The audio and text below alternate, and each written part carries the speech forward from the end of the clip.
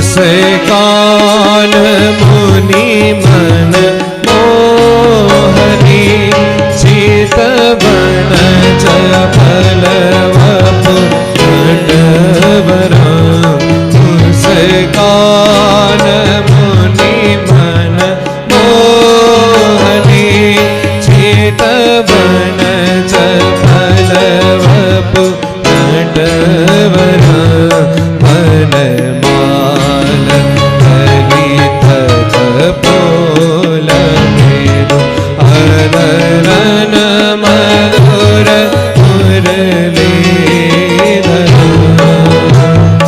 Other Muralidhar Shri Krishna चंद्र कृपाल भज मननंद नंदन सुंदर नंदन सुंदर श्री कृष्ण चंद्र।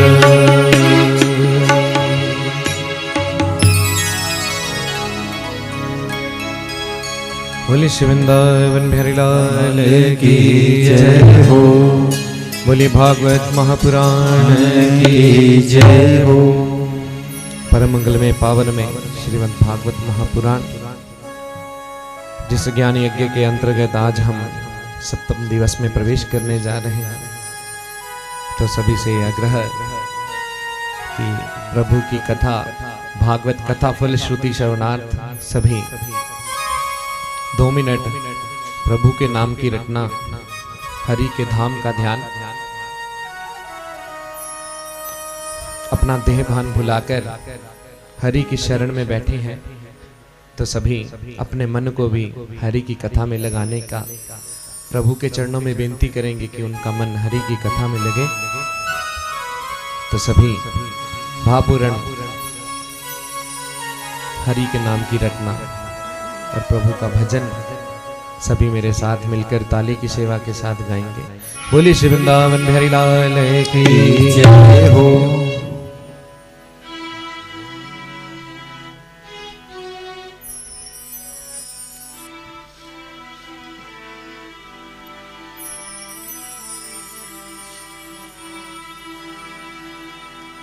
बोले श्री वृंदावन बिहारी लाल की जय हो। मेरा काग जांदा बने शरीर हो अपना कोई न बना। इस संसार सागर में ये देह जो है हमारी कागज के समान है। जब प्राण पखेरु उड़ जाएंगे तो देह को 2 मिनट लगते हैं चलने।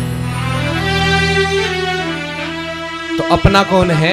अपना है हरि का नाम। तो इसीलिए गाया मेरा काग चांदा बने शरीर अपना कोई न बना। मेरा काग चांदा बने शरीर अपना कोई न बना। मेरा काग चांदा बने शरीर अपना कोई न बना। मेरा काग चांदा बने शरीर अपना कोई ना बना। ओ अपना कोई ना बना।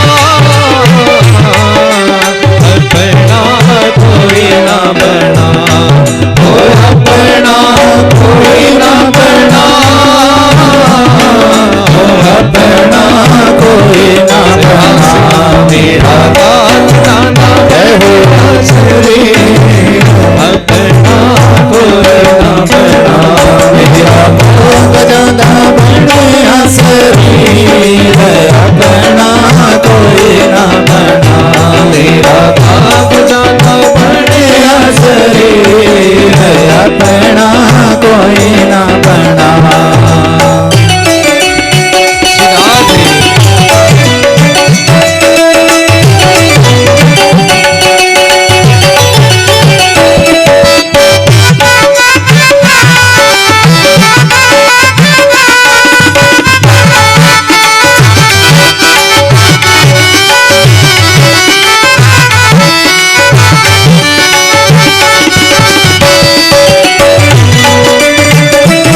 से ताली की सेवा के साथ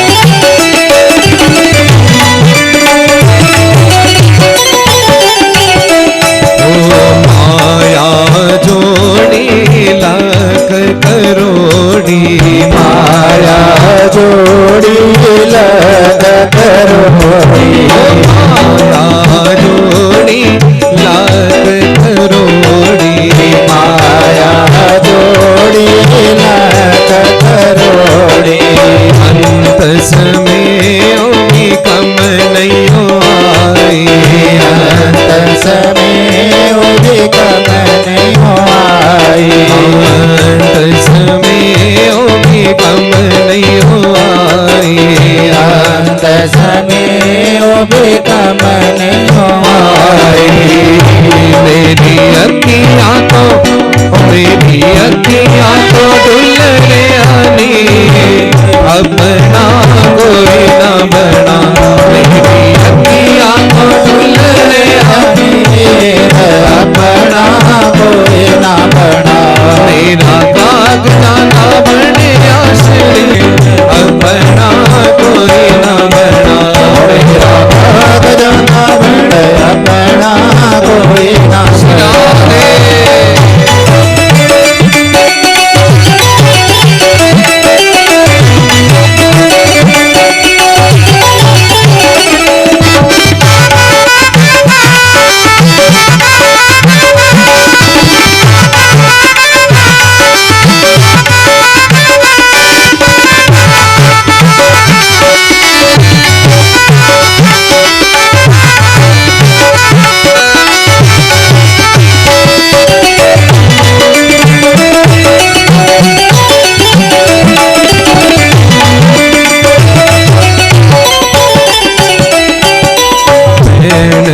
पाई मेरे पास खलोते, बहन पाई मेरे पास खलोते।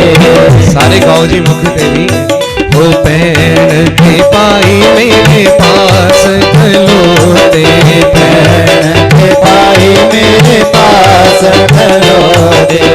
अंत समय भी कम नहीं हो आए, अंत समय भी कम नहीं आए, अंत समय भी कम नहीं हो आए, अंत समय भी कम नहीं आए। मेरा लुट पुट होया है शरीर, अपना कोई न बना।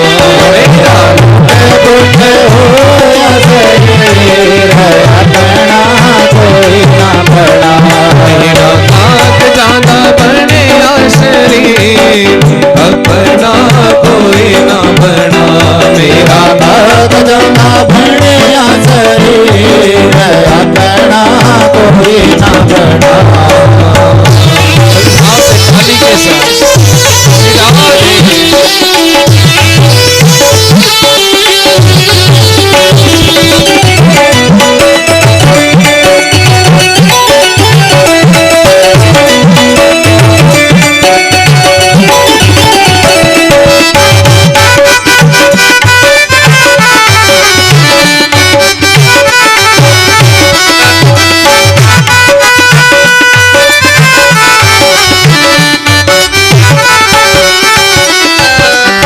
धर्मराज ने लेखा जो पूछना, धर्मराज ने लेखा जो पूछना।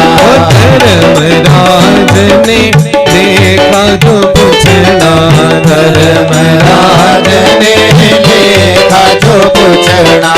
उस अखे जाके की कुछ दसना, उस अगे जाके की कुछ दसना।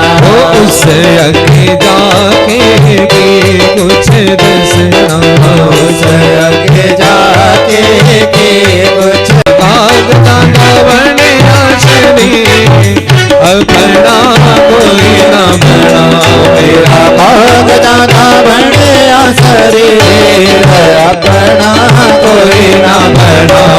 वो अपना कोई न बना, अपना कोई न बना। वो अपना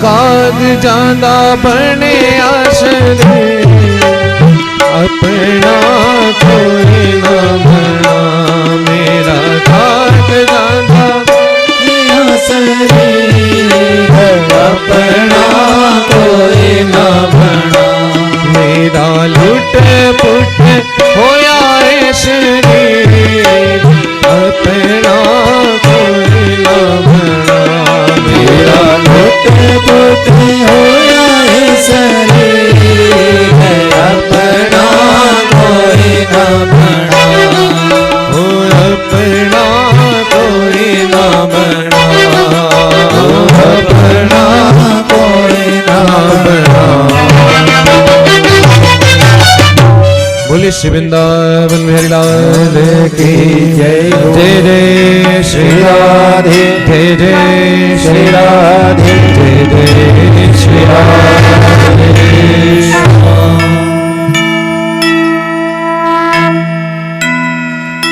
परम मंगलमय परोपकार परम अखिलेश्वर अकारण करण करुणा वरुणालय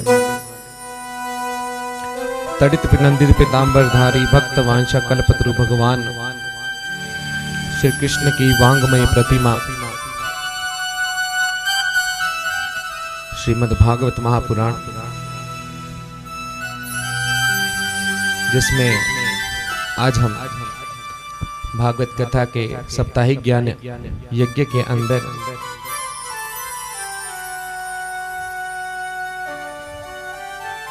इस सप्तम दिवस में आज हम प्रवेश करने जा रहे हैं।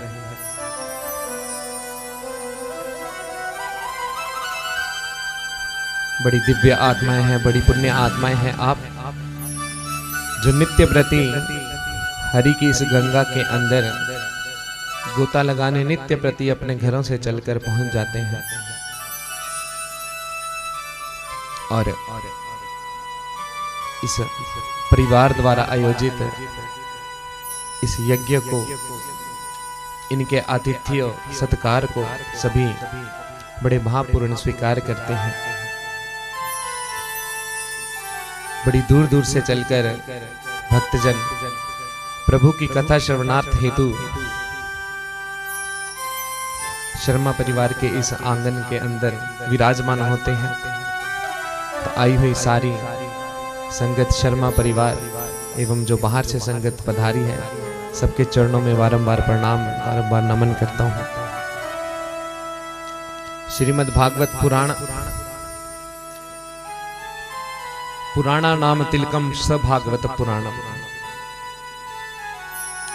श्रीमद् भागवत पुराणों का तिलक है। तिलक कहां पर लगाते हैं? मस्तिष्क पर।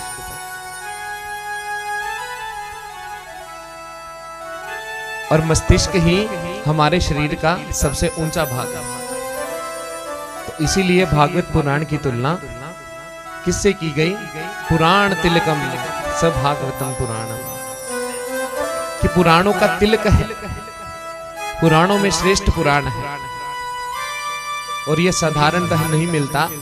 जब श्री हरि की मेरे भगवान की अति कृपा होती है तब ये पुराण मिलता है।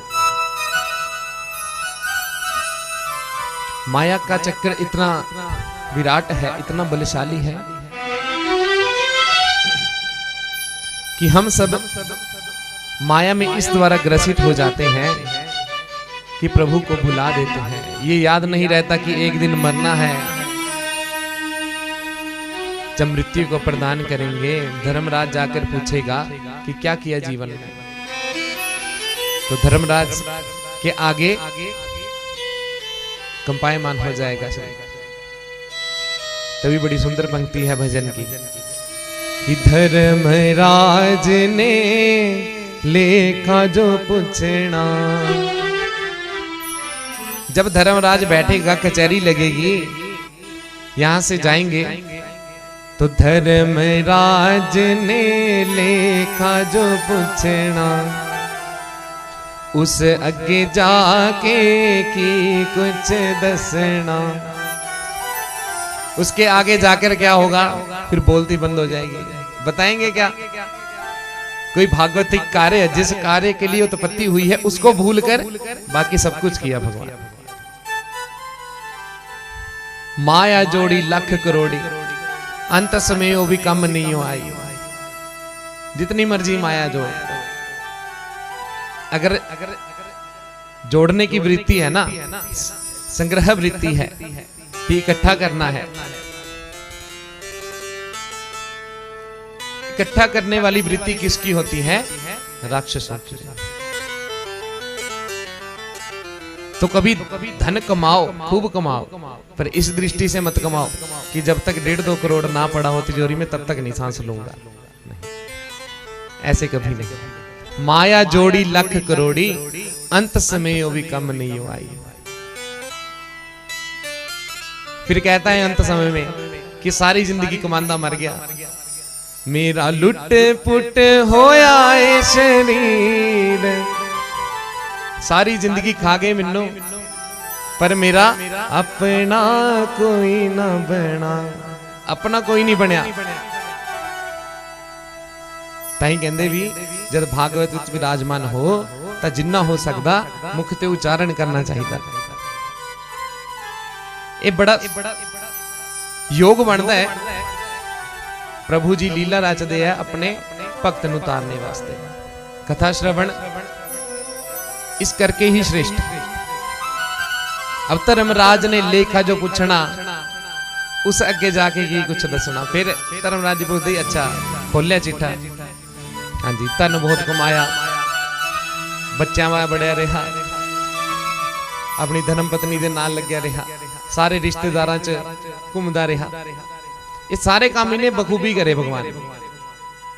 चित्रगुप्त जी दसदे फिर चिट्ठा खोल के। पर एक काम जिदे वास्ते इन्हों ये देह मिली सी, जिदे वास्ते देह विच आया, इस मानुष देह विच आया, इस देह मां जेड़ा इहदा विशेष काम था हरि दा नाम जपना था, ताकि ये इस माया दे चक्कर ते बच सके। इसने इस नाम नूं छड्ड के बाकी सारे काम कीते। फिर क्या हुंदा? मेरा थर थर कंबे आ शरीर, अपना कोई ना बना। फिर शरीर थर थर कंब जांदा महाराज। इसी करके भागवत पुराण कहीं भी हो, कैसा भी हो, व्यास जी द्वारा जो कथित भागवत पुराण है, वैसे तो प्रयास करना चाहिए कि पढ़े भी। संस्कृत व्याख्यान नहीं पढ़ना जा रहा तो हिंदी व्याख्यान पढ़े, क्योंकि पुराण पढ़ने से क्या होगा? आपका मन साफ होगा, प्रभु की माया नहीं ग्रसेगी, आपका मन मलिन नहीं होगा। तो ऐसी पुराण की महिमा है। कल आप सबने कथा श्रवण की थी, प्रभु की लीलाओं का वर्णन, प्रभु की बाल लीलाएं, प्रभु गोपियों के साथ प्रेम करते हैं। इसके उपरांत अक्रूर जी प्रभु को लेने जाते हैं और अक्रूर जी लेकर जाते हैं श्री कृष्ण बिहारी लाल और बलराम जी को। मथुरा में पहुंचते हैं, चाणूर मुष्टिका का मर्दन, एक सैरंध्री जिसको कुब्जा का नाम दिया गया, नाम असली क्या है? सैरंध्री। त्रिवक्रा भी कहते हैं। उसका भी उद्धार किया भगवान ने। और अंत में कंस का मर्दन किया और अपने नाना जो है उग्रसेन जी, उनको सिंहासन पर विराजमान करते हैं कन्हैया लाल। उसके उपरांत प्रभु के विवाह की कथा कल आपने प्रभु का विवाह और महारास भी बड़ी सुंदर झांकी देखी। होली का पर्व भी कल बड़े अच्छे से मनाया। कुछ क्षण के लिए ऐसी प्रतीति थी जैसा हल्ला गुल्ला वृंदावन में होता है ना, तो वैसा ही महसूस हो रहा था कि हम साक्षात वृंदावन में हैं। तो एक बार परिवार के लिए जोरदार तालियां बजा दीजिए। इनका उत्साह, इनका भाव इतना प्यारा है कि अपने भाव से ही ये सोबन माजरा में बैठे हैं, इनके भाव के कारण हम वृंदावन में पहुंचे। तो बड़ा सुंदर बड़ा भव्य होली पर्व कल आप सबने मनाया। अब आइए आगे की कथा में हम प्रवेश करते हैं। राजन परीक्षित श्रवण कर रहे हैं कथा सुखदेव महामुनि जी से, और सूत जी महाराज कथा सुना रहे हैं शौनकादि 88,000 ऋषियों को। नारद जी जो है वो कथा श्रवण कर रहे हैं सनत कुमारों से, एवं विदुर जी यही कथा श्रवण कर रहे हैं मैत्रेय जी के आश्रम में। अब राजन परीक्षित प्रभु की लीलाओं में मगन। जब सुखदेव महामुनि जी ने वृतांत सुनाया कि किस प्रकार प्रभु ने रुक्मणी को वरा, रुक्मणी मंगल गाया गया,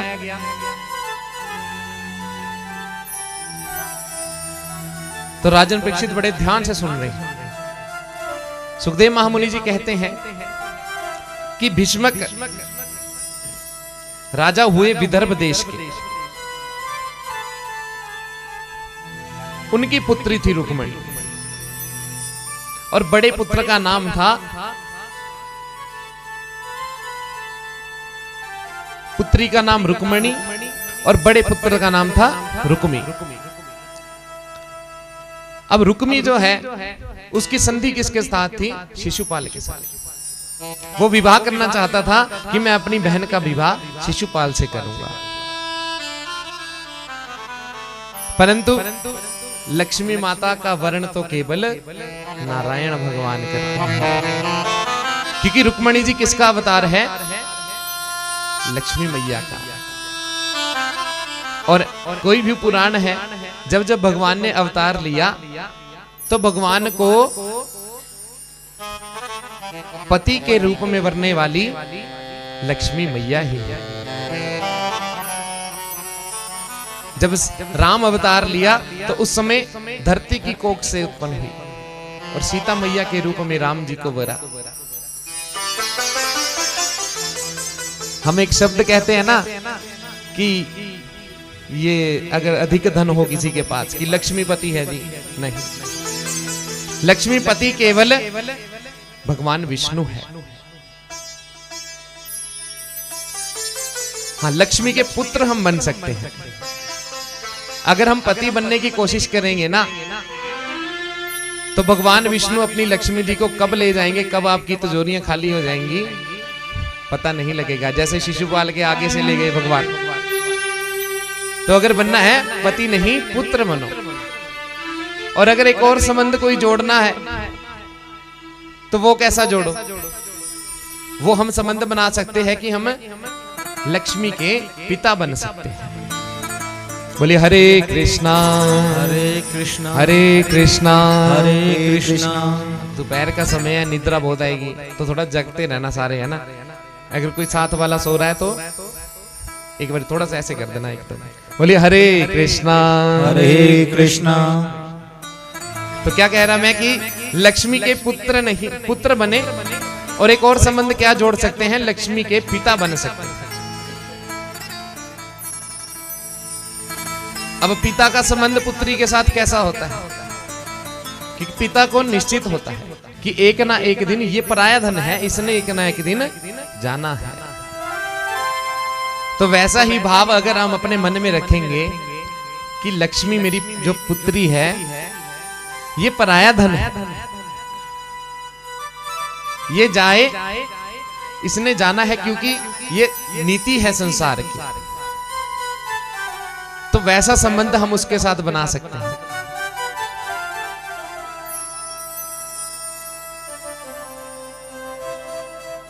अगर लक्ष्मी के पति बनने चलेंगे, सोचेंगे कि लक्ष्मी को अपनी पत्नी बनाएंगे, तो शिशुपाल जैसा हाल होगा जैसे शिशुपाल का हुआ। तो इसीलिए सदैव मैं एक बात तभी कहता हूं, मेरे गुरुदेव कहते थे कि तेन त्यक्तेन भुंजी था, कि त्याग भाव से चीजों का भोग करो। उतने ही आसक्त हो किसी में कि जिससे आप बाहर आ सको। अगर अति आसक्ति है ना तो आपके विनाश का कारण बनेगी ही बनेगी। वो किसी भी वस्तु की है। धन की अति आसक्ति है, प्रेम की, बच्चों के साथ प्रेम अधिक है, अपनी धर्मपत्नी के साथ प्रेम अधिक है, एक नारी सदा ब्रह्मचारी, ऐसा कहा गया। गृहस्थ आश्रम इसीलिए श्रेष्ठ है। अगर अन्य कोई प्रसंग है फिर तो दुर्गति दुर्गति है ही, ये तो निश्चित है। परंतु अपनी नारी के साथ भी इतना आसक्त मत हो जाओ कि हरि को भूल जाओ। इसीलिए धन भी जो लक्ष्मी मैया है उसको भी त्याग भाव से कमाओ, कि संग्रहण मत करो, कभी जोड़ो मत कि हाँ ढेर लगाने हैं मुझे। जितना जीवन यापन के लिए आवश्यक है, जैसी इच्छाएं हैं उसके मुताबिक धन कमाओ, धर्म से धन कमाओ। शिशुपाल के मन में विचार आया कि अगर लक्ष्मी जी को वर लूं, अगर रुक्मणी को वर लूं तो बड़ा सेठ बन जाऊंगा, क्योंकि रुक्मणी जी का रूप इतना सुंदर, इतना शोभायमान है, इतना सुंदर रूप की कोई भी मोहित हो जाए।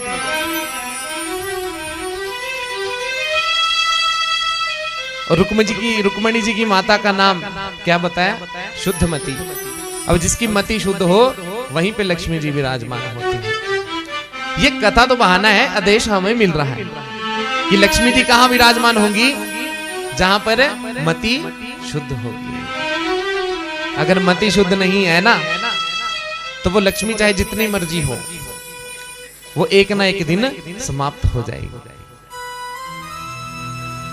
अब कृष्ण भगवान ने को जब पत्र लिखा रुक्मणी ने, तो कृष्ण भगवान ने पहले मना कर दिया कि नहीं, मैं नहीं वर सकता तुम्हें। तो लक्ष्मी जो रुक्मणी मैया है उन्होंने निश्चित कर लिया कि हे कृष्ण भगवान, मैं अन्न जल त्याग दूंगी, भोजन नहीं करूंगी, परंतु मैं पति के रूप में केवल आपको वरूंगी। अन्य कोई अगर मुझे वरने आएगा तो मैं अपनी इस देह को जलाकर राख कर दूंगी। बोलिए हरे कृष्णा हरे कृष्णा। तो भगवान, अब जब कृष्ण भगवान ने देखा कि ये तो गड़बड़ हो गई काम, तो तुरंत अपने रथी को आदेश किया कि चलो, रुक्मणी जो है वो कात्यायनी माता के मंदिर में पूजा करने जाएगी। अब कात्यायनी माता की पूजा क्यों करते हैं? ये शास्त्रों में वर्णित है कि कात्यायनी माता का व्रत ना कुमार अवस्था में, जब तक लड़की का विवाह नहीं हुआ, विवाह से पहले कात्यायनी माता का व्रत अवश्य करना चाहिए। श्रावण मास में आते हैं, उसका उद्यापन करना चाहिए ताकि माता आप पर कृपा करे और आपका जो वैवाहिक जीवन है वो फले फूले खूब। तो इसीलिए रुक्मणी मैया जी भी कात्यायनी माता के मंदिर में पूजा करने जाती है। अब सीढ़ियों से उतर रही है, व्यवस्था ऐसी कर दी रुक्मण ने कि जो स्त्रियां सखियां लगाई ना उनके साथ, वो भी इतनी हट्टी कट्टी कि अगर कृष्ण आएंगे, पता तो है कि कृष्ण आएंगे, जब बोल दिया तो आएंगे। शिशुपाल भी डरा कि भगवान कृष्ण ने बोल दिया कि मैं आऊंगा, अवश्य आऊंगा, तुझे लेकर जाऊंगा। तो कह रहा, रुक्मण कह रहा कि शिशुपाल चिंता मत करो, मैंने 10-12 सखियों का घेरा बना दिया और मेरे जो सबसे तकड़े पहलवान हैं उनको भी रुक्मणी के साथ भेज दिया है, तो तुम चिंता मत करो। रुक्मणी को कोई उठा के नहीं ले जा सकता। तो भगवान तो लीलाधर, अब रथ पर इतनी तेज गति से आए। रुक्मणी मैया सीढ़ियों में उतर रही थी, रुक्मणी मैया ने हाथ बढ़ाया, कान्हा ने हाथ पकड़ा और लेकर वहां से मंत्र, बोलिए हरे कृष्णा हरे कृष्णा। अब लेकर उड़ गए भगवान। अब जितनी भी गोपियां थी, सखियां थी साथ में, जो पहलवान थे ना, वो सब एकदम चकरा गए। तो एक दूसरे की तरफ उठकर देखते हैं, नीचे गिर गए। कह रहे क्या हुआ, भूचाल आया, कैसी ये पता ही नहीं लगा कुछ, एकदम क्या ऐसा कोई भूकंप आया, कोई मंडर आया। तो उतने में देखा कि रुक्मणी जी साथ में नहीं है। बोलिए श्री वृंदावन की जय।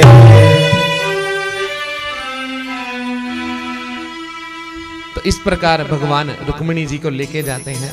फिर इसमें कथा आती है कि भगवान नंद बाबा और यशोमती मैया को कहते हैं कि जब तक आप द्वारिका नहीं पधारोगे ना, तब तक मैं विवाह नहीं करूंगा।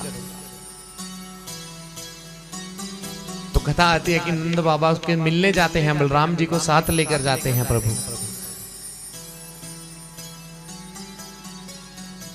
और नंद बाबा से आग्रह करते हैं कि पिताश्री आप मेरे साथ द्वारिका चलिए। और जितनी गोपियां जो कृष्ण के विरह में इतना तड़प रही हैं, जिनको कृष्ण के सिवा कुछ नहीं दिखाई दे रहा, वो सारी गोपियों को अभी भगवान वर्ण करते हैं। सभी को, जितने ब्रजवासी हैं, जो गोकुलवासी हैं, उन सभी को अपने साथ लेकर द्वारका धाम पहुंच जाते हैं। बोलिए श्री वृंदावन बिहारी लाल की जय, बोलिए द्वारिकाधीश महाराज की जय। भगवान सबको साथ लेके चलते हैं। फिर ये विवाह के उपरांत कथा आती है कि जो भी विरह में तड़प रहे थे भगवान के ना, तो सब भगवान को अपनी नगरी में लेकर आते हैं सबको। नगरी कैसी है? नारायण की जो जल के अंदर है, द्वारिका। उस नगरी में सबको लेकर आए, अपने साथ सबको रखा। तो इस प्रकार भगवान ने रुक्मणी के साथ विवाह किया। उसके उपरांत तो अब राजन परीक्षित सोच रहे हैं कि वाह, भगवान छलियां हैं, भगवान ने लीलाएं की और ये विवाह किया। वो कैसा किया? राक्षसी विवाह। अब कैसा राक्षसी? कि 4 विवाह के प्रकार बताए कि 4 प्रकार के विवाह होते हैं। एक होता है ब्राह्मण विवाह, और दूसरा होता है गंधर्व विवाह, तीसरा हुआ राक्षसी विवाह, और चतुर्थ हुआ पैशाच विवाह। अब ब्राह्मण विवाह कौन सा हुआ? कि जिस विवाह का मुहूर्त निकाला जाए, वर्ण का ज्ञान हो ब्राह्मण को, और लगन बिठाया जाए, विधिवत पूजन विधान किया जाए, वो विवाह हुआ ब्राह्मण विवाह। और जो विवाह अपनी इच्छा से होता है, अपनी इच्छा के अनुसार जो विवाह किया जाए, लड़का लड़की की इच्छा के अनुसार, वो हुआ गंधर्व विवाह। और भगवान ने कौन सा किया? राक्षसी विवाह। राक्षसी विवाह कैसा? कि किसी को विवाह के मंडप से या कहीं से भगा कर ले जाना। बोलिए हरे कृष्णा हरे कृष्णा।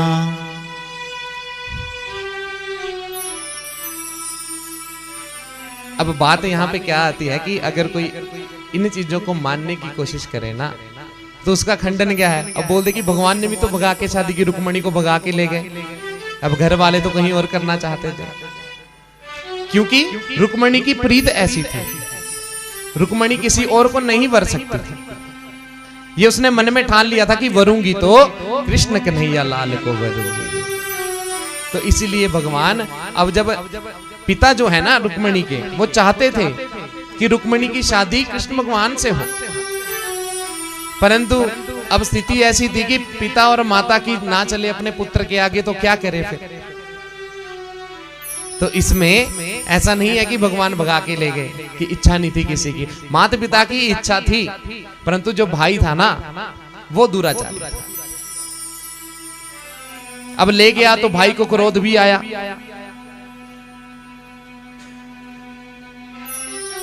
भाई को क्रोध आया तो भाई जो है युद्ध करने द्वारिका की ओर चल पड़ा। शिशुपाल को साथ ले लिया, जरासंध को साथ ले लिया। अब जरासंध और शिशुपाल रास्ते रास्ते में जाते जाते सोच रहे हैं कि हमने सुना है कि कृष्ण तो आ गए हैं, परंतु वो सारे गोकुलवासियों को भी ले आए, और बलराम जी हैं, वो भी वहां पर पधार चुके हैं। कि बलराम जी वहां पर खड़े हैं, और बलराम जी जो है वो बड़े पराक्रमी योद्धा है। तो हे शिशुपाल, जरासंध कहता है शिशुपाल से कि अगर तू बचना चाहता है तो चले यहां से वापिस हो लेते हैं। तो रुक्मणी जी अकेले चलते हैं, अकेले रह जाते हैं, साथ ही साथ छोड़ जाते हैं। अब चले जा रहे हैं भगवान। जाके जब पहुंचे द्वारिका में, तो कृष्ण भगवान के साथ युद्ध करने के लिए ललकारा, तो वैसे ही भगवान ने बंदी बना लिया उसको। बंदी बना लिया तो बलराम जी आए। बलराम जी ने देखा कि ये कृष्ण कन्हैया क्या कर रहा है ये, अब तो तेरा रिश्तेदार है, अब तो तेरा साला है। क्योंकि अगर बहन का भाई घर में आ जाए ना, तो बड़ी सेवा होती है, आहा हा, बड़ा आनंद होता है। बहन को तो प्रिय ही है, चाहे कैसा भी है। तो भगवान कृष्ण कहते हैं कि दाऊ भैया ये तो मुझे युद्ध के लिए ललकार रहा था, मैंने तो बांधा ही इसे, अभी मृत्यु को घाट नहीं पहुंचाया। तो बलराम जी ने बोला कि हे कृष्ण कन्हैया इसे छोड़ दे। इस पर रुक्मणी जी ने भी अपनी सहमति जताई कि हाँ कृष्ण भगवान इससे गलती हो गई, अब इसे छोड़ दिया जाए। तो इस प्रकार भगवान के रुक्मणी मंगल की कथा भागवत महापुराण में आती है। अब राजन परीक्षित कह रहे हैं कि भगवान एक ही शादी की, क्या भगवान ने सिर्फ रुक्मणी जी के साथ ही विवाह किया? आप तो कह रहे थे कि जब इनका नामकरण हुआ तब उस समय गर्गाचार्य जी ने कहा था कि इनकी बहुत सी शादियां होंगी। तो सुखदेव महामुनि जी बड़ा सुंदर कहते हैं कि राजन परीक्षित, कृष्ण कन्हैया लाल की 16,108 शादियां हुई हैं, जिनमें 8 विशेष हैं और 16,100 वो हैं जो इन्होंने कन्या को छुड़ाकर, एक असुर से कन्या को छुड़ाया। अब उनका वर्ण करने के लिए कोई तैयार नहीं हुआ, उस समय कृष्ण ने उनको वरा।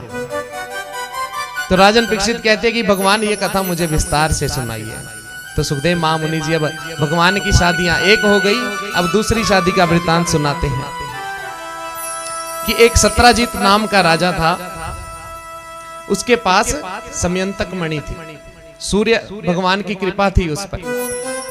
बड़ी सुंदर कथा है, बड़े भाव से सुनिए। बोले हरे कृष्णा, दोनों हाथ ऊपर करके हरे कृष्णा हरे कृष्णा।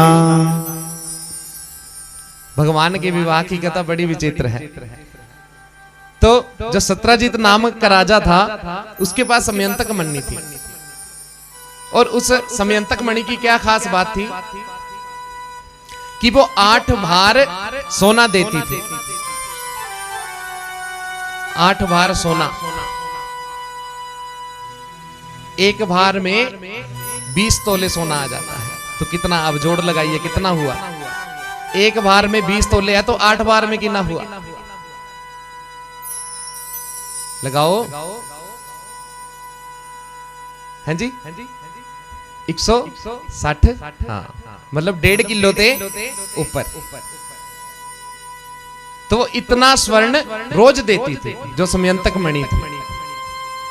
तो राजा सत्राजित उस मणि को सदैव अपने गले में धारण करके रखते थे।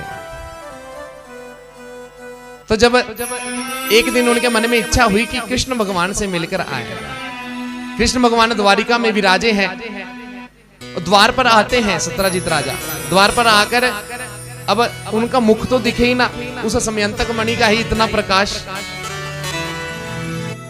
तो भगवान सत्राजित राजा द्वार पर खड़े हैं, तो द्वारपाल देखते हैं कि ये राजा आया है, जो इसकी जो ये मणि है इतनी चमक रही है। तो अंदर जाकर क्या कहते हैं कृष्ण भगवान से कि भगवान जी सूर्य देव पधारे हैं, आपके द्वार पर सूर्य देव आए। कृष्ण महाराज सोचे कि सूर्य देव को क्या काम पड़ गया, तो बोले ढंग से लेकर आओ। अच्छा, तो जब लेकर आए तो सत्राजित राजा भगवान कृष्ण को प्रणाम करते हैं। कृष्ण भगवान कहते हैं कि ठीक है, हाँ जी। तो जो बाकी जितने यदुवंशी वहां पर खड़े हैं ना, जितने ग्वाले खड़े हैं, वो सब उस मणि को देखकर बड़े प्रसन्न होते हैं। उस मणि को देखकर सब ऐसा सोचते हैं कि वाह कितनी सुंदर मणि है। तो एक ग्वाला कहता है सत्राजित राजा से कि राजन 2 मिनट के लिए जरा मुझे पहनने दोगे ये मणि, मैं अपने गले में धारण करके देखना चाहता हूं मैं कैसा लगता हूं। तो अब राजा वो मणि किसी को ना दे,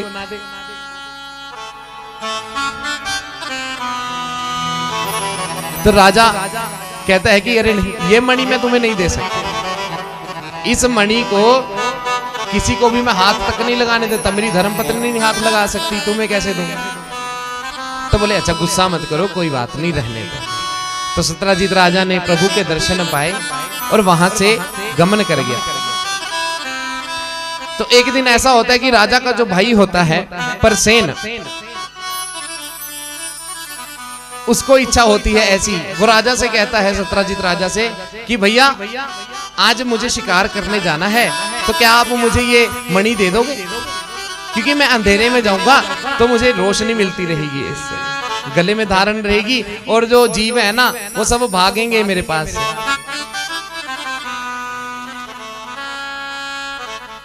तो अब जो परसेन है उसने वो मणि धारण की, गले में धारण करके शिकार करने जा रहा है। अब जब शिकार करने गया तो वहां पर उसे सिंह मिल गया। सिंह ने उस मणि को, प्रकाश को देखा तो वो भागकर आया और उस परसेन को मृत्यु के घाट पहुंचा दिया। बोलिए हरे कृष्णा हरे कृष्णा। अब उस परसेन को मृत्यु के घाट पहुंचा दिया और वो जो मणि है उसको अपने मुख में धारण कर लिया। अब सिंह वहां से चला गया। सुबह हो गई, 2 दिन हो गए।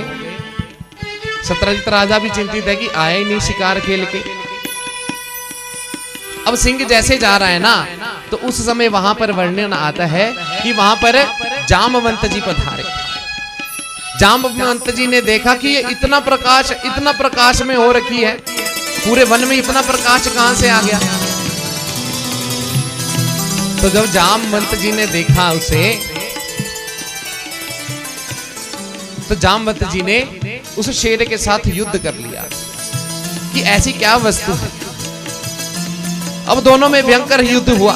जामवंत जी सब जानते हैं कौन है, रामायण के पात्र हैं जामवंत जी। ये उनका भी कथन इसी कथा के अंदर आता है। अब जामवंत जी ने उस शेर को मृत्यु के घाट पहुंचा दिया, उस शेर को मार दिया और मणि को अपने गले में धारण करके आ गया। अब देख रहे हैं कि कितनी सुंदर मणि है। और उस मणि को आकर अपनी जो गुफा है, जामवंत जी की गुफा आज भी विद्यमान है, जहां पर वो रहते थे। कहां पर है? गुजरात में है। पोरबंदर जगह है जहां पर जामवंत जी की गुफा विराजमान है। उस गुफा में अगर कभी सौभाग्य मिले तो जरूर जाइए। तो वहां पर गुफा में अंदर जाने के लिए कुआं है, रस्सी है, सीढ़ियां बनी है अंदर। और अंदर जैसे गुफा में प्रवेश करते हैं तो वहां पर जामवंत जी की और श्री कृष्ण कन्हैया लाल की मूर्ति बनी है। बड़ा सुंदर दृश्य है वहां पर कि जामवंत जी कन्हैया लाल को वो मणि दे। तो जामवंत जी अब प्रसन्न हुए बड़े कि ये बड़ी सुंदर चीज है, मैं अपनी पुत्री को जाकर दूंगा। पुत्री को जाकर देने के लिए अब जैसे उत्साहित हुए तो जा रहे हैं, नीचे गुफा में पहुंचे। अब गुफा में प्रकाश ही प्रकाश होया। पुत्री का नाम क्या था? जामवती। पुत्री जो है वो बोली कि पिताजी इतने प्रकाश में वस्तु आप कहां से लेकर आ गए? तो जामवंत ने कहा कि ये मैंने एक शेर को मारकर तब इसको मैं तेरे लिए लेकर आया हूं बेटी, तू इसे रख अपने पास। उस समय पता नहीं था कि ये समयंतक मणि है जो नित्य प्रति 8 बार सोना देती है, 1.5 किलो सोना देती है। अब जामवती ने वो मणि अपने पास रख दी और उधर सत्यजित राजा चिंतित रहा कि मणि लेकर गया है भाई, मेरा तो सारा राज्य ही उस पर है, मैं इतना धनी हूं उस मणि के कारण। सभी राजा मेरी पूजा करते हैं उस मणि के कारण। भगवान कृष्ण के दरबार में मुझे आदर मिलता है उस मणि के कारण। तो विचार किया कि अब तक मेरा भाई परसेन लौट कर क्यों नहीं आया। तो विचार करते करते मन में शंका उत्पन्न हो गई। वो कहते कि शक दा कोई इलाज नहीं। अब मन में शंका उत्पन्न हो गई कि जब मैं भगवान कृष्ण से मिलने गया था तो वहां पर उनके जो साथी थे वो कह रहे थे कि तेरी मणि बड़ी सुंदर है। अब होता क्या है कि अगर कोई हमारे साथ घटना घट जाए ना अगले दिन, तो अगर किसी ने एक दिन पहले वो बात बोली हो तो ध्यान में आ जाता है कि उसी ने किया होगा पक्का।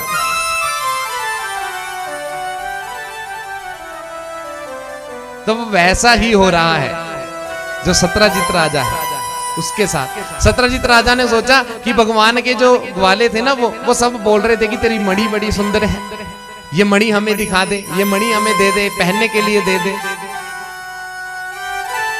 तो इसका मतलब मेरे भाई को मारकर वो मणि श्री कृष्ण भगवान ने चुरा ली। बोले श्री वृंदावन बिहारी लाल की जय। अब मन में ऐसा विचार आ गया, शंका उत्पन्न हो गई भगवान के प्रति कि भगवान ने ही शायद मणि वो चुरा ली। तो वो बड़े चिंतित हुए सत्राजीत राजा, सोच रहे हैं, विचार रहे हैं कि क्या किया जाए। अरे वैसे तो भगवान को सारे ऐसा बोलते हैं कि वो भगवान का ही रूप है, कृष्ण भगवान लीलाधर है, परंतु ऐसा चोरी जैसा काम करते हैं तो अब मन में बात रह नहीं रही, तो सोचा कि धर्मपत्नी को बताऊं। अब धर्मपत्नी को बताया कि हे अर्धांगिनी, हे वामा, सुन, एक घटना हो गई है। अब मुझे पक्का तो नहीं पता, परंतु मेरा शक है कि उन्होंने ही किया है। पर तुझे मैं कहता हूं कि इसको किसी को बताना मत, ये तेरे मेरे बीच की बात है। ऐसा बोलने का तो फायदा नहीं, पर बोल दिया कि बताना मत। तो कह रहे ठीक है भगवान, मैं नहीं बताऊंगी, आप बात बताइए। तो कह रहे मुझे ऐसा लगता है कि जो मेरा भाई वापिस नहीं आया है, तो कहीं कृष्ण ने उसे मार तो नहीं दिया, और मेरी मणि जो 8 बार सोना देती है उसको चुरा लेकर तो नहीं चला गया कृष्ण। तो बोले भगवान अब इस पर विचार करना पड़ेगा, यह तो हो सकता है, क्योंकि मैंने सुना है कि कृष्ण माखन भी चुराता था बचपन में, तो क्या पता उसकी आदत ना गई हो अब भी चोरी करने की। तब सत्राजीत राजा ने तो बता दिया और कह भी दिया कि किसी को बताना मत, परंतु मैया के पेट में बात टिकना, ओहो, ये तो बड़ी दुर्लभ चीज है, नहीं रहती बात। अगर बात कोई गुप्त रखने के लिए बोला जाए ना, तो वो माताओं के नहीं रखी जाती। जो माता की परम प्रिय सखी होती है ना, जो बिल्कुल साथ वाली होती है, तो माता उसको जरूर बता ही देती है। और सौभाग्य कैसा होता है कि उस सखी की भी एक और परम प्रिय सखी होती है। बोलिए हरे कृष्णा हरे कृष्णा।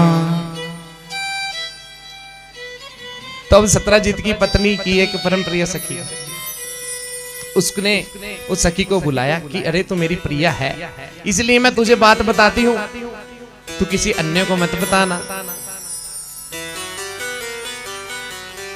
कृष्ण कन्हैया वैसे तो सुना है कि इतना बड़ा भगवान का रूप देते हैं, उसे सारा भगवान मानते हैं, चरणों में लेटते हैं उनके, परंतु तुझे पता है उसने क्या किया? उसने मेरे पति परमेश्वर की समयंतक मणि चुरा दी। अब कृष्ण भगवान तो पता ही नहीं है कुछ की ऐसी लीला भी हो रही है, और सारे नगर में वैसा ही वृतांत फैल गया, एक से दूसरी, दूसरी से तीसरी। अब माताओं का जो चरित्र है ना वो ऐसा ही है, इनमें आपको कोई दोष नहीं, ये भगवान ने प्रवृत्ति ऐसी दी कि नहीं रहती बात। अगर एक बात को जब तक बोलेंगे नहीं तब तक शांत नहीं होगा मन। कुछ माताएं तो पेट पकड़ के बैठ जाती है जब बात को बताते हैं कि ओए पेट दुखण लग गया बाजता, जब तक दसी नहीं किसी को गल, जब तक साई नहीं आना। बोली हरे कृष्णा हरे कृष्णा। आज मेरे साथ भी वाक्य हुआ, एक बच गया मैं भी। एक मैया मेरे पास आके बोलते कि पंडित जी आज 8 बजे 9 बजे सुते पे थे। मैं क्या सुता पे था? मैं विचार किया, मैं क्या नहीं जी, मैं तो 5:30 बजे उठ जाता। फिर मेरे बड़े भाई कैशियो वादक है मंजीत जी, ये आए थी राती प्रोग्राम लगा के जागरण का, तो 6 बजे पहुंचे कमरे च। तो ये सोए वे, जब बंदा थक्या हुंदा तो थोड़ी जी आवाजा निकल जांदियां नक ते, है ना। तो उन्होंने ये भ्रम हो गया कि पंडित जी तो 8-9 बजे तक सोए हुए आराम से। बोलिए हरे कृष्णा हरे कृष्णा। तो मैनू आगे कह भी दिता कि पंडित जी सोए हुए थे, पर ये चंगा करे कि कहता, अगर किसी होर पा कहती तो उन्हें किसी होर पा कहना था, किसी होर पा कहना था, तो पंडित जी की जय हरी उरी हो गई थी। बोलिए हरे कृष्णा हरे कृष्णा। तो ऐसा जब ये बढ़िया किया कि बता दिया, तो ऐसा ही है ना सखी के साथ। अब उसने बता दिया तो सारे नगर में बोल दिया कि कृष्ण ने, सारे जगह डोंडी पीट दी कि कृष्ण ने वो मणि चुराई।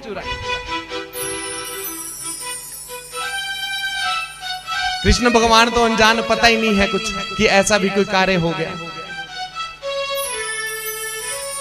माता का चरित्र एक बड़ी सुंदर कथा है, मैं आपको सुनाना चाहूंगा कि माता दो चीजें ना बहुत अधिक करती है।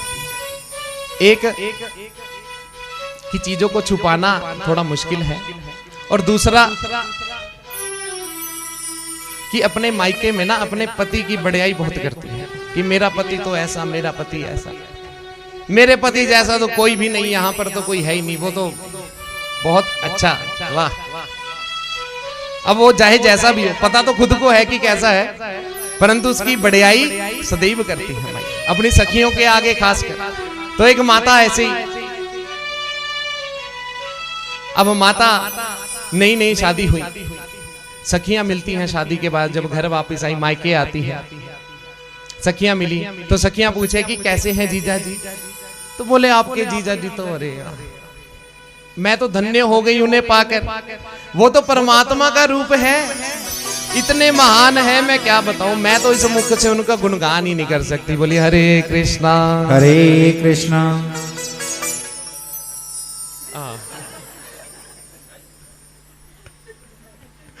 हाँ जी, ये हो सकता है, अवश्य हो सकता है। हाँ।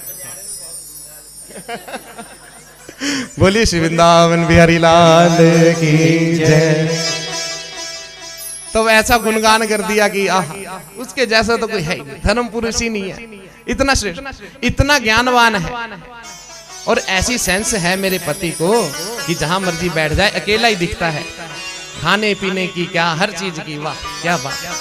तो सखियां बोले कि अच्छा हमें भी मिलाओ, हमें भी मिलाओ, हम भी देखना चाहते हैं कि हमारे जीजा जी कितने अच्छे हैं। तब सखी ने बोला हाँ अवश्य मिलाऊं। तो बोल दिया कि आज दोपहर के भोजन पे आएंगे वो, तो सभी आ जाना तुम, उस समय मैं तुम्हें मिलवा दूंगी और तुम देख लेना कैसे। अब खुद को तो पता है कैसे है, दिन रात देखे हैं, जो पति है उसको दिन रात देखा है, और पति कैसा है जिसको कुछ पता ही नहीं संसार का, मेरे जैसा। बोली हरे कृष्णा हरे कृष्णा। पति कैसा कि जिसको पता ही नहीं कुछ,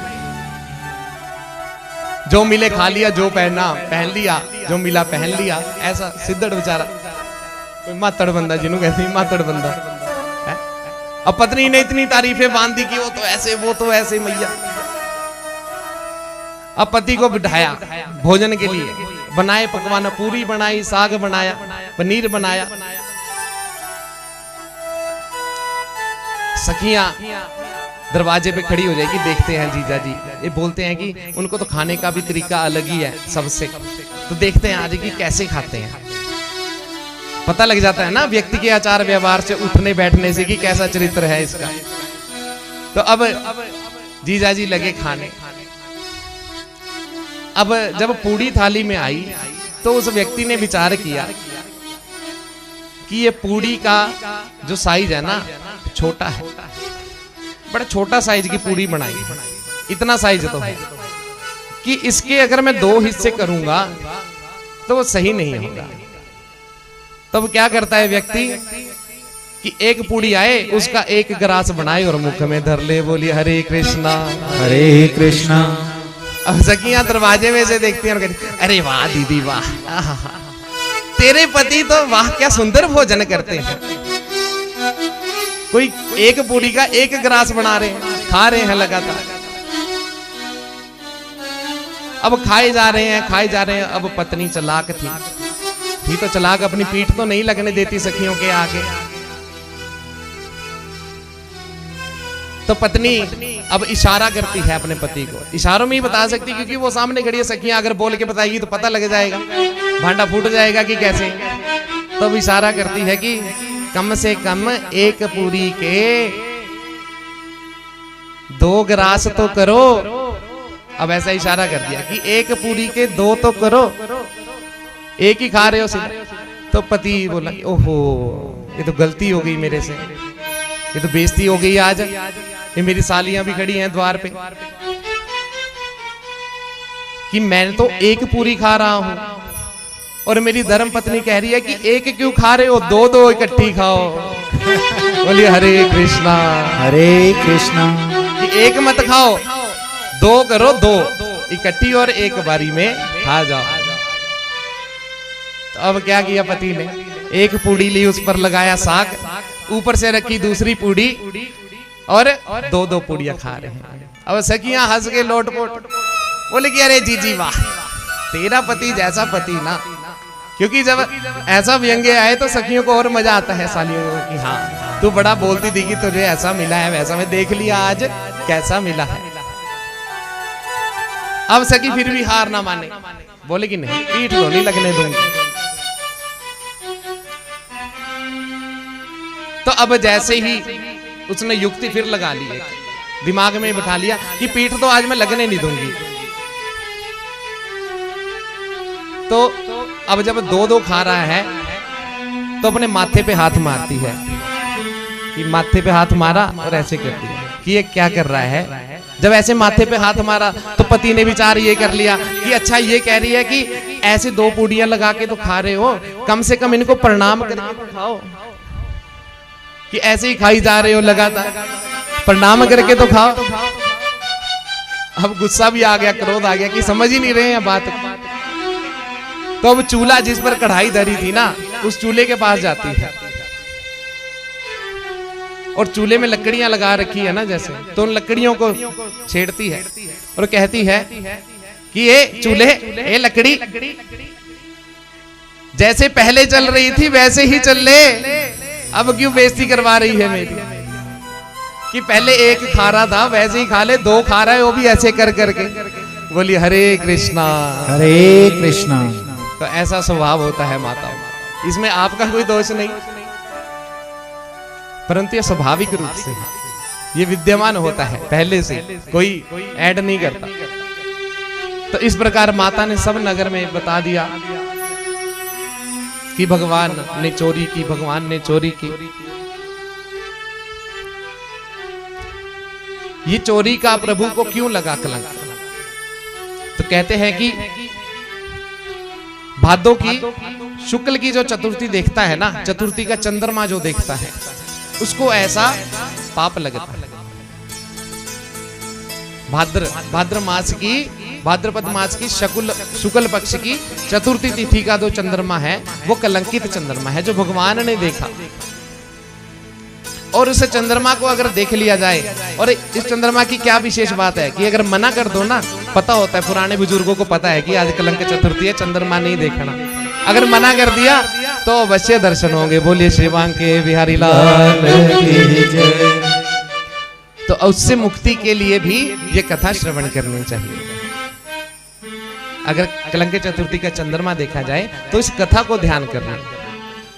तो अब भगवान जो है उनके पास भी यह खबर पहुंच गई कि भगवान नगर में ऐसी ढोंडी पिट गई है कि आपने समय तक मणि चुरा ली। अब भगवान सोचे कि मैंने तो कोई ऐसा कार्य नहीं किया, ये किसने इतना शोर मचा दिया कि मैंने मणि चुराई। तो भगवान ने सोचा कि ये तो फिर कलंक वाली बात हो गई। अब तो अब थाना कि मैं स्वयं देख के आऊंगा कि हाल कैसा है। नगर के किसी व्यक्ति ने बता दिया कि भगवान नगर में ऐसी ढोंडी है कि जो परसेन है ना, सत्राजीत का भाई, वो मणि लेकर गया था जंगल में और वहां से वापिस ही नहीं आया। अब कृष्ण महाराज जी चिंतित हो गए, क्योंकि जब कलंक लग जाए ना, जो कार्य ना किया हो तो चिंता तो हो जाती है। भगवान तुरंत अपने रथ पर सवार होते हैं और उस परसेन के घोड़े के चिन्हों के पीछे पीछे वन में चले जा रहे हैं। तो आगे जाके देखते हैं कि एक व्यक्ति मरा पड़ा है और शेर के पंजे हैं। अब शेर के पंजों के पीछे जाते हैं भगवान, तो शेर के पंजों के पीछे जाकर जब पहुंचे तो वहां पर शेर भी मरा पड़ा है और वहां से जामवंत जी के एक भालू के पंजे दिखते हैं। अब उनका पीछा करते करते श्री कृष्ण कन्हैया लाल जामवंत जी की गुफा में प्रवेश कर जाते हैं। बोलिए श्री वृंदावन बिहारी लाल की। अब जैसे ही गुफा में प्रवेश किया भगवान ने और देखा कि अंदर गुफा में इतना प्रकाश हो रखा है, तो इसका मतलब वो मणि यहीं पर है। अब भगवान ने जैसे ही आवाज लगाई कि अरे सुनो, तो तुरंत जामवंत जी बाहर निकल आए। जामवंत जी पधारे कि कौन हो? तो बोले क्या तुमने मणि चुराई? तो जामवंत जी कहते तुम्हें क्या लेना देना? तो अब दोनों में हाथापाई शुरू हो गई। जामवंत जी ने कहा कि यहां से निकल जाओ, और एक मुक्का प्रभु की छाती पर मारा। उन्होंने एक मारा, प्रभु ने दो जड़ दिए। बोलिए हरे कृष्णा हरे कृष्णा। प्रभु ने दो मुक्के जड़ दिए जोरदार। अब दोनों में युद्ध हो गया, दोनों गुत्थम गुत्थी हो गए, युद्ध करने लगे दोनों। प्रभु जामवंत को मजा चखाते हैं। अब जब प्रभु जामवंत की गर्दन पर बैठ गए ना और श्वास रोक दिए, तब जामवंत ने सोचा कि अरे ये कोई आम खास नहीं, ये तो मेरे प्रभु श्री राम है, जो अब नए अवतार लेकर यहां पर पधारे हैं। क्योंकि जब रावण को मारा था ना रामायण में, तो उस समय जामवंत जी के जब युद्ध खत्म हो गया, तो जामवंत जी कहते हैं कि भगवान मेरे हाथों में अभी भी खुजली है, मजा नहीं आया कुछ युद्ध करके। तो बोले जामवंत तेरी ये खुजली मैं कृष्ण जन्म में मिटाऊंगा। बोलिए श्री वृंदावन बिहारी लाल की जय। तो इस प्रकार भगवान ने युद्ध किया और जामवंत जान गया कि ये तो परमपिता परमात्मा मेरे राम केशव का रूप धारण करके पधारे। तो अब भगवान जी कहते हैं कि जामवंत मणि तो तू लेके आया, परंतु सारे नगर में ऐसा हो गया है कि मणि जो है किसने चुराई? मैंने चुराई। मुझे सारे नगर में ऐसा कलंक भर दिया है, सारे नगर में ऐसी डोंडी पीट दी है कि कृष्ण ने मणि चुराई। तो ऐसे करे, ये मणि मुझे दे दे।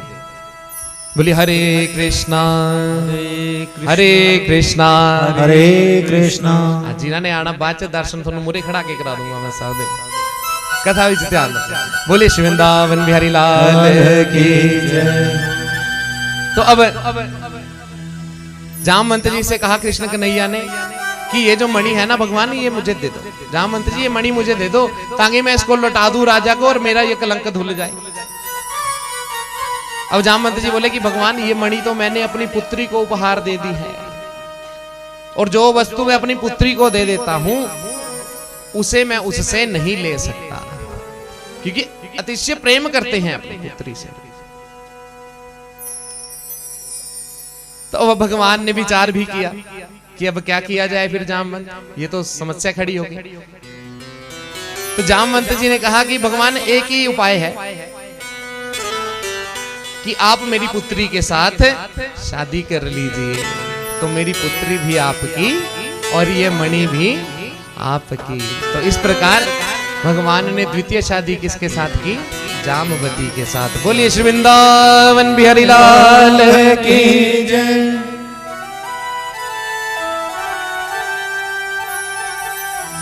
अब उसके उपरांत तीसरा विवाह भगवान किसके साथ हुआ?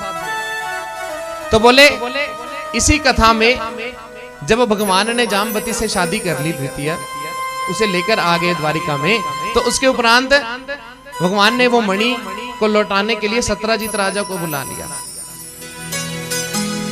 सत्यजित राजा आया भगवान के द्वार पर। भगवान ने उसे कहा कि ये राजन, तूने मुझे तो कलंकित ही कर दिया, पूरे नगर में कलंकित हो गया मैं। तो भगवान अब सत्यजित नतमस्तक हो गया, क्योंकि गलती हो गई, शंका तो कर ली, शंका के ऊपर ही भगवान पर इतना बड़ा लालछन लगा दिया।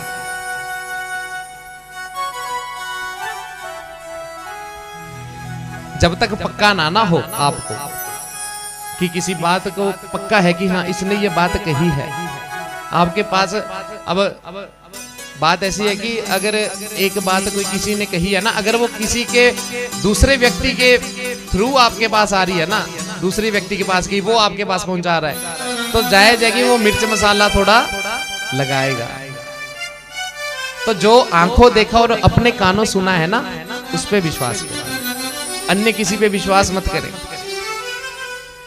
तो सत्यजीत राजा को पछतावा भी हुआ, क्योंकि सारे नगर वासियों को पता लग गया कि कृष्ण कन्हैया ने चोरी नहीं की, और इस राजा ने ऐसे ही ढोंटी पीट दी कि कृष्ण कन्हैया ने चोरी की, सुमंतक मणि चुराई। तो सब बोले कि कैसा दुर्भाग्यपूर्ण राजा है ये, हमारे ऐसे देव भगवान श्री कृष्ण के ऊपर लालछन लगा दिया। अब सत्यजीत राजा को जीने नहीं दे रहे हैं लोग। गलती तो हो जाती है शंका के दम पे, परंतु बाद में जो परिणाम निकलता है ना, वो बड़ा दुर्भाग्य। तब सत्यजीत राज्य आता है कृष्ण जी की शरण में, क्योंकि जब सारे रास्ते बंद हो जाते हैं तो प्रभु का मार्ग सदैव खुला रहता है। अब राजा पहुंचा कि भगवान आप ऐसा, हरे कृष्णा हरे कृष्णा।